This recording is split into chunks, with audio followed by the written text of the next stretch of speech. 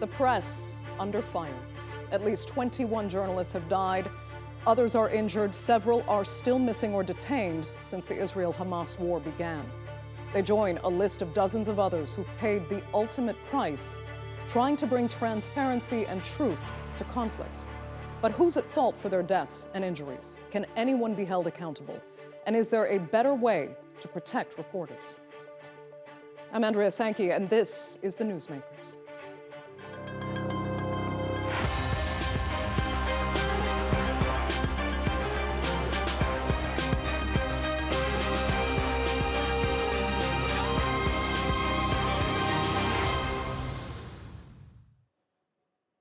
Without them, the fog of war could instead be total darkness. Journalists who cover conflict shed light on the complicated landscape of combat, but to do that, they need to be where fighting is taking place. That often puts them near or in the line of fire. And though accidents do happen, in plenty of cases, there is a party at fault. Now, whether that party is held responsible is an entirely different question, and that common lack of accountability has infuriated many journalists, not least those who've lost friends and colleagues in the Israel-Hamas war. This is Reuters' editor-in-chief, Alessandra Galloni, demanding an investigation after Reuters journalist Issam Abdallah was killed during a shelling attack near Israel's Lebanon border last week. I am reiterating my call to the Israeli authorities, who have said they are investigating, to conduct a swift, thorough, and transparent probe into what happened. By transparent, I mean an investigation with clear evidence and explanation. And I also reiterate my call to the Israeli Defense Forces for clarity regarding the terms of engagement in this conflict. Well, her frustration is clear, and in a minute we'll discuss whether the investigation she's demanding will materialize, as well as what can be done to better protect journalists in the field. First, though, a look at some of the many who've died doing their job, and whether justice was served. Israel has recently come under scrutiny for its airstrikes on schools and hospitals. But it's not just school children and patients who are in danger. The correspondents and cameramen covering such tragedies in Gaza are also facing death daily. And if you lend an ear to TRT World correspondent Nizar Sadawi, it's not getting any better. In 3 to 5 minutes of a live broadcast, we try to inform an international audience about what's happening while bombings continue. Gaza is now a place where even funeral gatherings cannot last for longer than 2 minutes for fear of another strike. The ongoing Hamas-Israel war has claimed the lives of 21 journalists working on the Gaza Strip since the start of the latest conflict on October 7. 17 of these media professionals were Palestinian, 3 of them Israeli, and Issam Abdallah hailed from Lebanon. He had been affiliated with Reuters since 2007. And was even nominated for a Video Journalist of the Year award for covering the Beirut port blast of 2020. It was a missile believed to be launched by the Israeli army, which ended it all for Issam while he was reporting within the borders of Lebanon.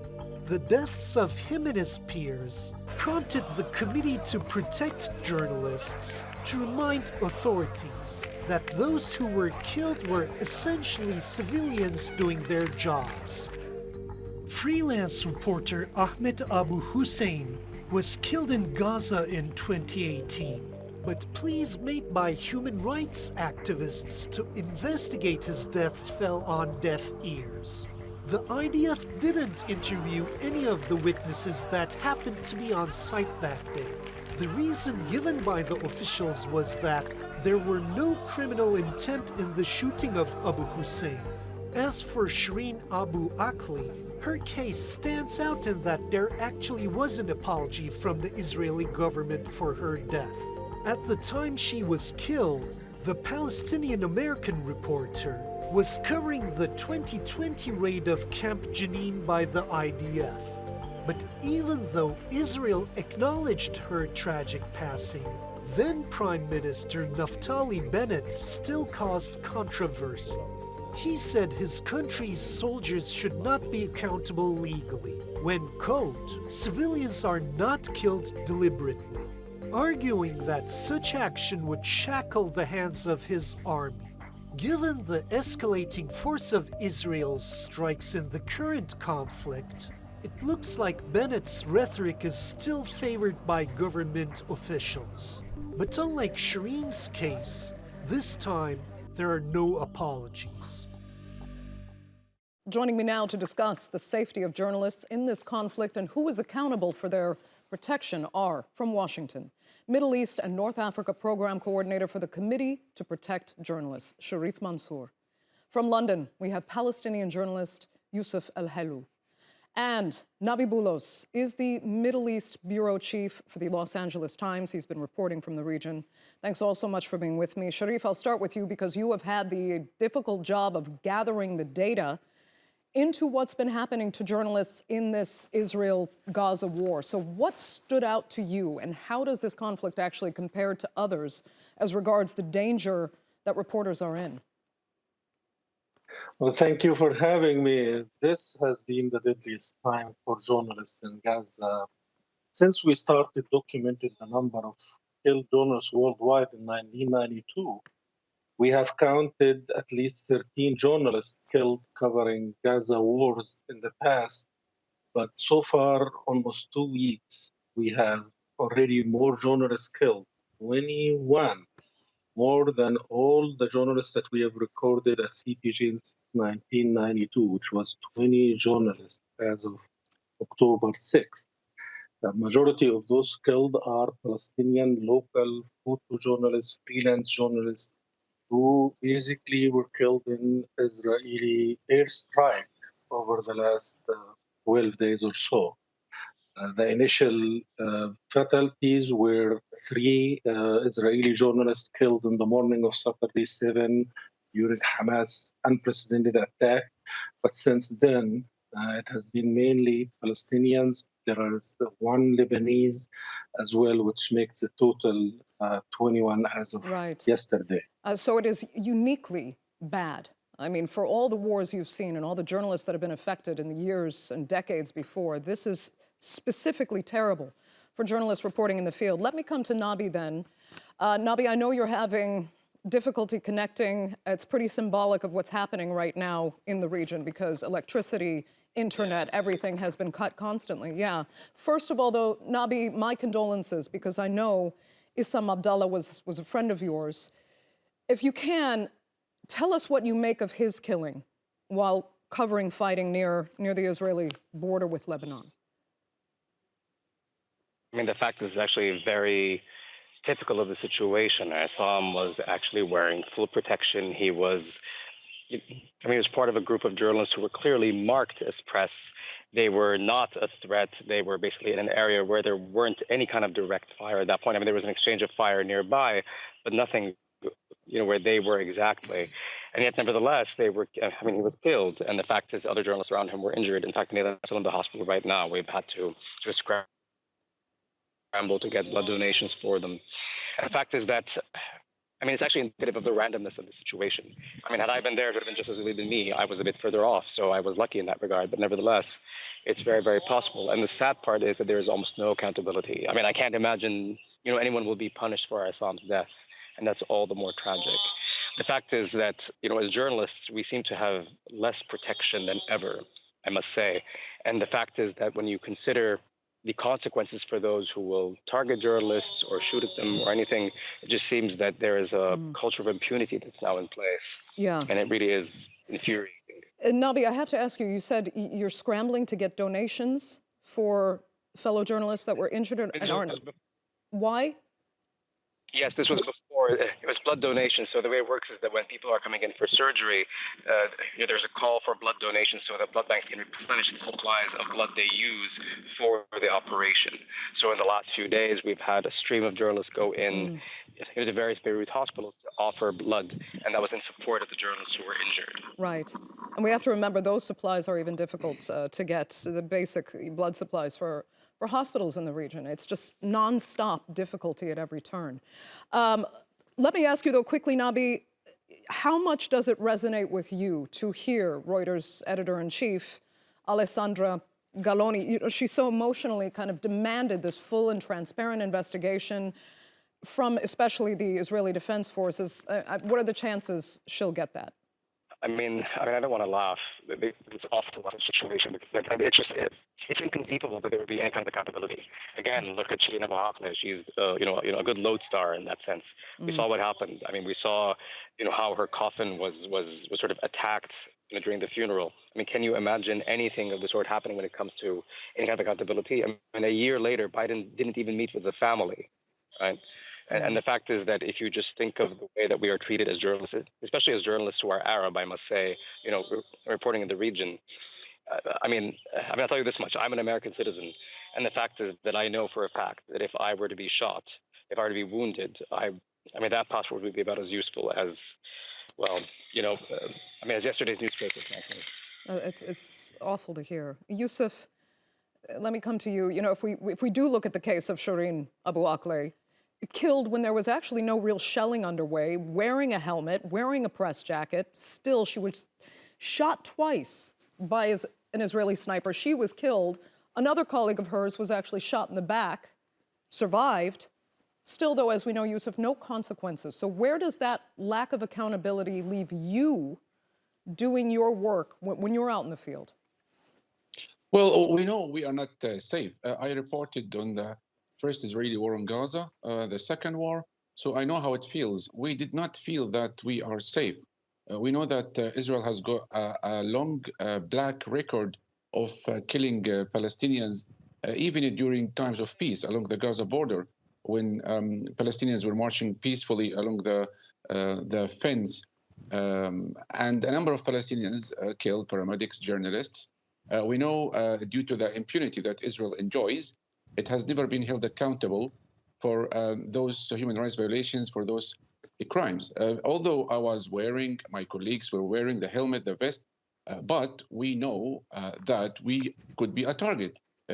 My colleagues in Gaza, they are telling me that they are unable to even approach areas of the areas that was bombarded or reach areas along the fence because they will be a target.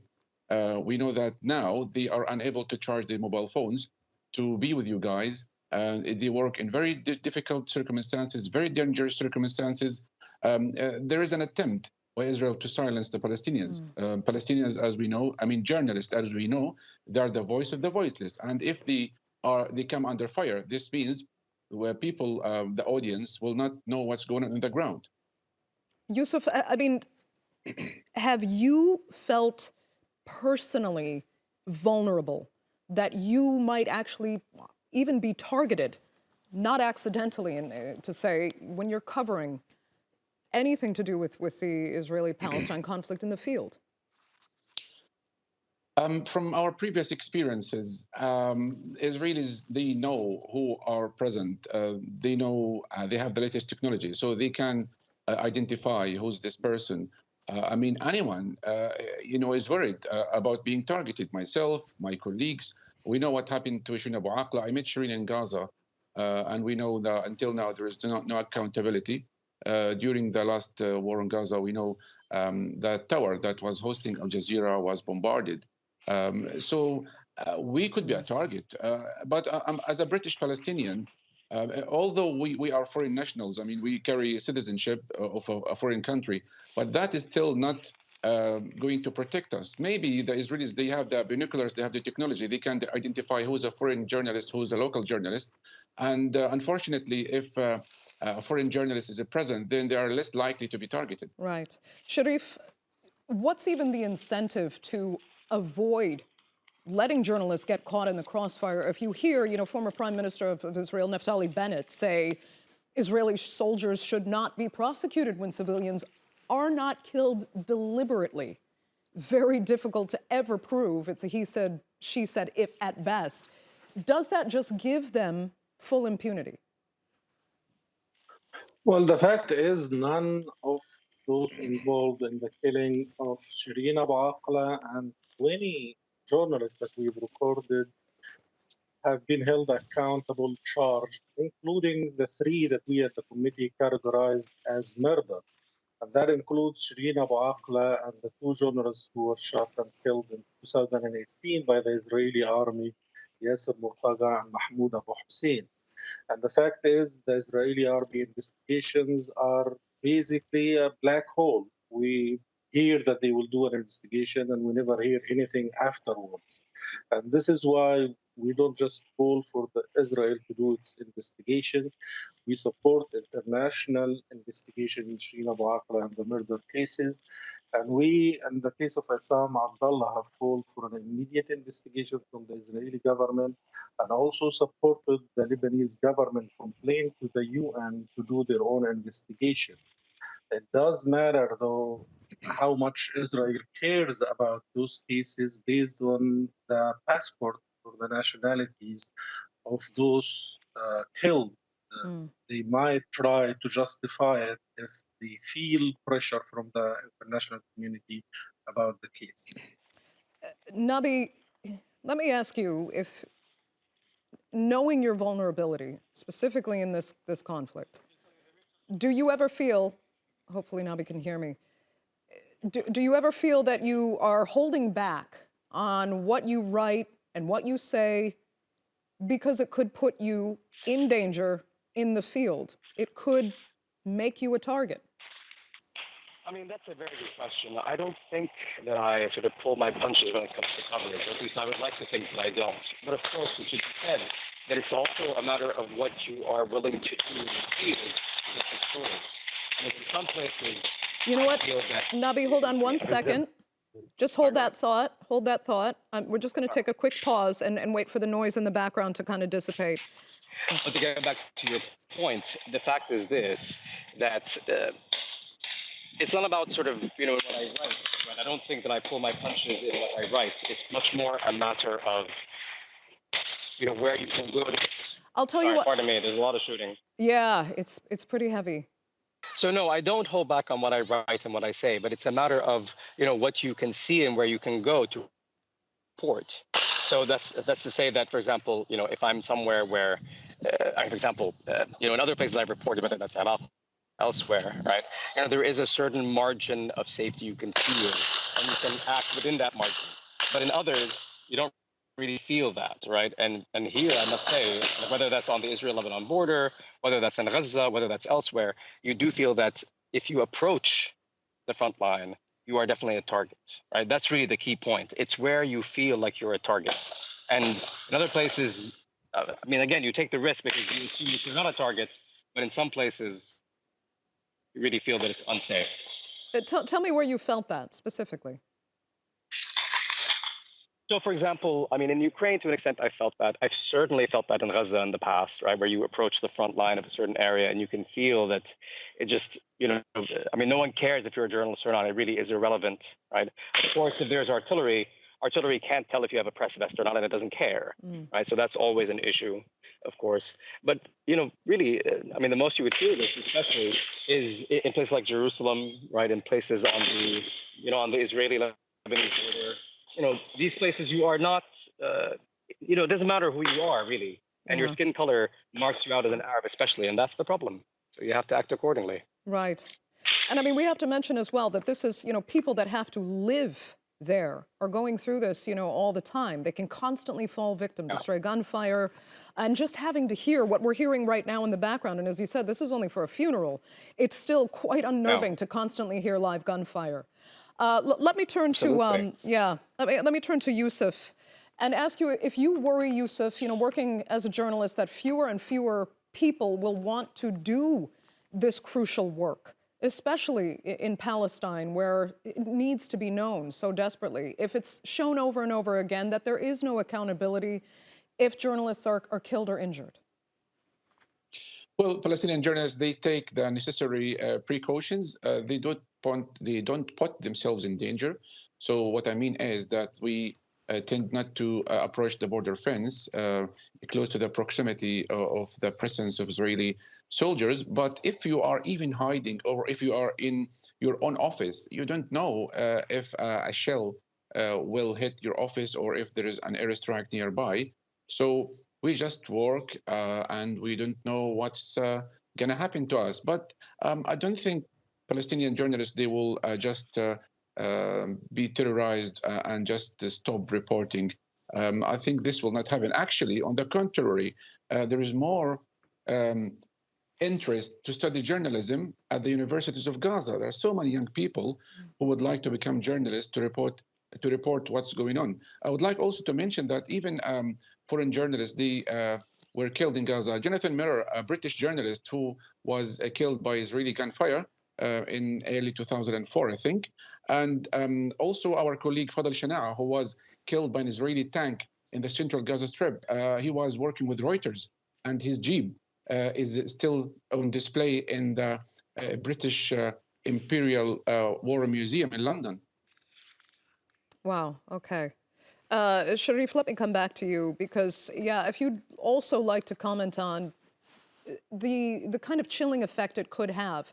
I mean, Yousef says that actually more journalists in Gaza are almost more inspired than ever, especially in the students' area, because people want to get out. But that's in a Palestinian context specifically. What about the other journalists that might feel this isn't worth it to me? For as desperately as these stories need covering, you need a certain kind of almost psychological physiology to be able to cover these kinds of stories when the risks are this high?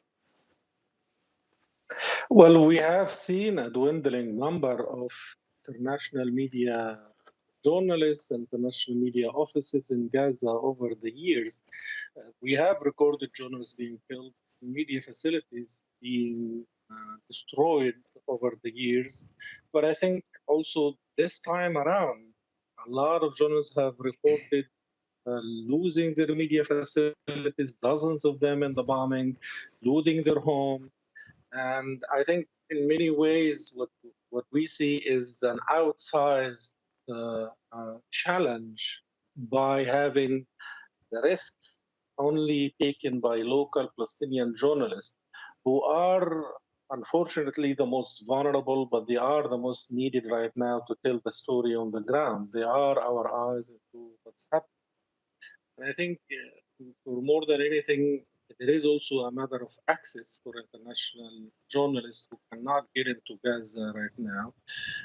We hope also that those who are able to cover from the West Bank and Israel can do it freely, because we are seeing a lot of reports about them being threatened, assaulted because of their coverage. Right. Nabih, I'll tell you what, I want to finish with you and just ask your analysis really on another question. Because you are an American, and the U.S., you could say, has somewhat of a history of sometimes being on the wrong side of history. We saw Washington, back the apartheid regime in South Africa for many years, Pinochet in Chile. They even armed the Mujahideen, who would later become the Taliban fighters in Afghanistan.